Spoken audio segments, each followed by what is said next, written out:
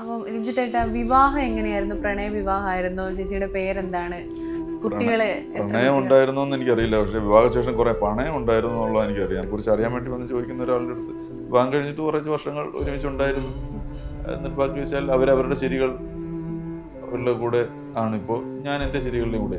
ആരുടെ ശരിയാണ് യഥാർത്ഥ ശരി എന്നുള്ളത് എവിടെയോ കിടക്കുന്നു.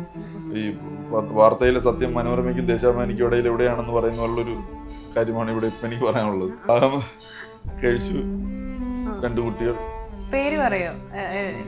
മക്കളുടെ പേര് മകന്റെ പേര് ഭവജിത്ത്, മോളുടെ പേര് ഭാവിയജിത്ത്.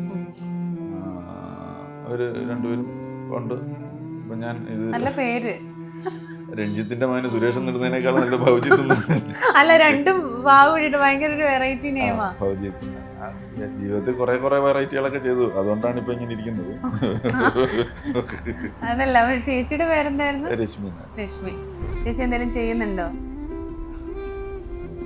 ഇപ്പൊ അവര് എന്ത് ചെയ്യുന്നു എനിക്കറിയില്ല. കാരണം ഇപ്പൊ തൽക്കാലം എന്റെ കൂടെ ഇല്ല എന്നുള്ളതാണ്. മക്കൾ എന്താ ചെയ്യുന്നത്? മക്കള് ഇപ്പൊ മോള് ഇപ്പൊ 9ാം ക്ലാസ്സിൽ പഠിക്കുന്നു. അതൊക്കെയാണ് എനിക്ക് പറയാനുള്ളത്. കാരണം